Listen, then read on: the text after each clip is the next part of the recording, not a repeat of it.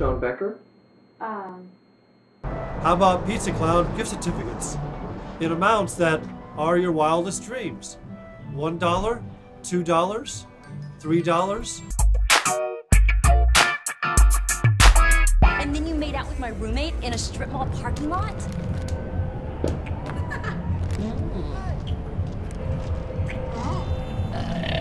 My parents are dead. I dealt with lunatics all day. Just needed somebody I could, chillax with. I taught him that! Do you wanna date my avatar? She's a star, and she's hotter than reality by far.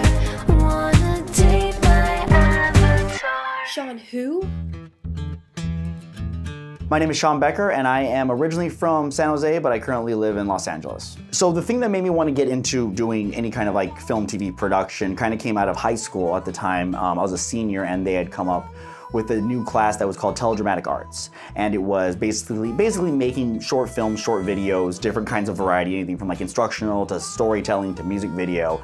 And I enjoyed it so much, but it was weird because it was still school and I didn't really enjoy school that much, but to be able to take a class that I looked forward to was something I missed when I went to college. So I went back to college and got serious again. So okay, I'm gonna be into business marketing now, so I'm gonna do that. But as an elective, I might as well just take this acting class. And then that was still the only time at school I was actually really enjoying myself and putting in the work. I think the spark just came from seeing examples and seeing like, oh, okay, like this is still an occupation. It's just not traditional for someone to really pursue that without like the trials that come with it. A lot of people, I think, get driven away from pursuing this before they even try it, because you hear the horror stories and you hear, you know, stories from other people, but I tried to look at the positive, and I tried to look at people who are making a living doing this, and I just was bored doing anything else. I almost did it out of, I really didn't have a choice in a way, because I would drive myself crazy doing anything else. It's the only time I'm content with what I'm doing and I actually enjoy it.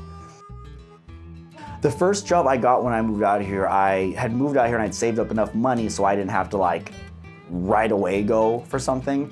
But then I found out the LA way of the cost of life, and I immediately had to look for something regardless.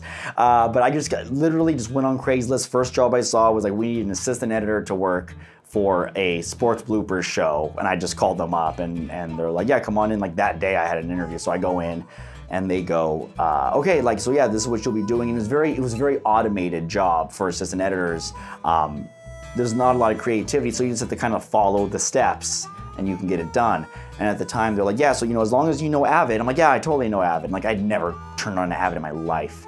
And so I literally just had to like really pay attention to the training and just be like, I got so fortunate that it was very like, okay, you take these episodes, this is how you export them, this is how you check them, this is how you fix checks. I'm like, okay, so I can do exactly what was needed for the job on Avid. But if you asked me to make a graphic, like, no, I couldn't do it. I couldn't do a transition. Like, I didn't know any of those. I just got lucky enough to where I got to take on that kind of job, that job first, and then, you know, kind of just from there moved on, or, you know, worked on my own stuff on the weekends, and then eventually every show here ends, so that one eventually ended and I had to go look for something else. Basically, the way that I found a balance in my real job versus the job I want to do, and this doesn't sound ridiculous, but I just stopped sleeping. Like, I just literally, that was the only way to do it. And at that time I was, you know, that was, at this point, that was 8 years ago.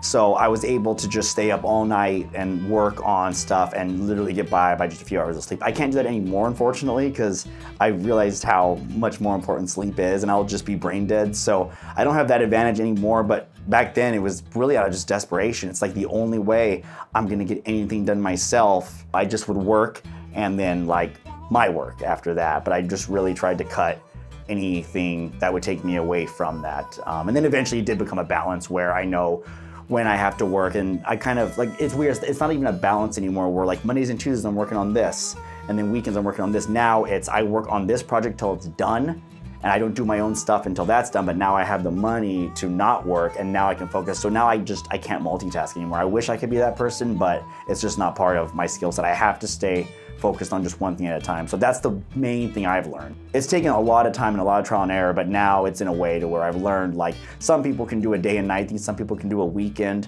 and weekday thing. For me, it's like I just gotta go project by project, and that's, you know, I have to say no to anything if I've got anything going on now, even if it's what I really wanna do, because I just know if I take that project while I'm working on something else, then both projects are gonna suffer. So I'd rather do an excellent job on one and miss out on the other than take on both and do a mediocre job.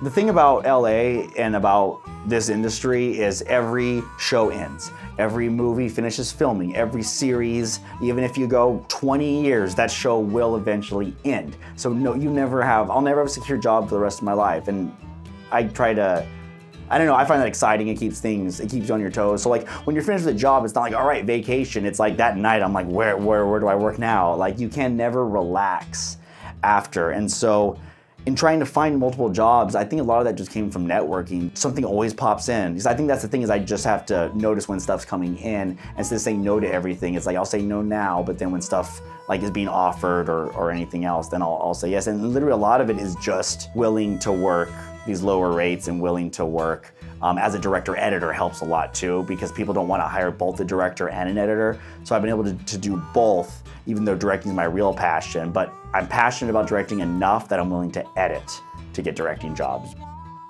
Among a lot of the comedy stuff I do for the internet, I also do a lot of geeky stuff too, and I think how I kind of fell into the geekiness of it is a lot of that's still centered around comedy, and because I'm geeky myself and I enjoy everything from Star Wars video games to name it, like I'm a child basically, but I love it and it's fun, and there's a reason why a lot of people like that and why pop culture exists, because you know people do enjoy these things. And so part of me is I kind of fell into it because a lot of the people I was working with for comedy were also doing geeky things, and then through the geeky things I think just personal relationships blossomed from that, which led to more geeky work that needed geeky directors. And so it kind of organically just blossomed, but my love for all things geeky kept that going and kept my interest up and kept me wanting to do it. Whereas if like someone all of a sudden said, hey, why don't you do a drama thing, you know, and if I tried it, which I have tried it, and it's not my thing. I enjoy it, I love good dramas, I'll leave that to the people who know how to do it,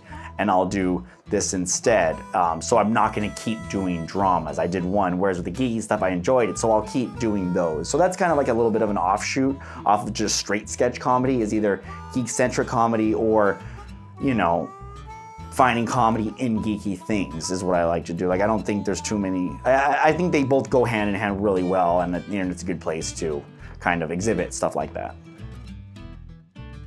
If I started pursuing this career today, like 2014, I really, like a piece of advice I think I could tell myself is don't be too ambitious. I think that's the biggest flaw, and use your disadvantages to your advantage. Like don't try to make the next best thing that's out of your control. Make the best thing that you can make, that's your skill set. And I think I've experimented a lot, which has been fine, but I think I've experimented and I've tried a few things that, and I'm talking about workload, I'm not even talking about like a grand idea, but it's like really focusing on what you do best rather than what you do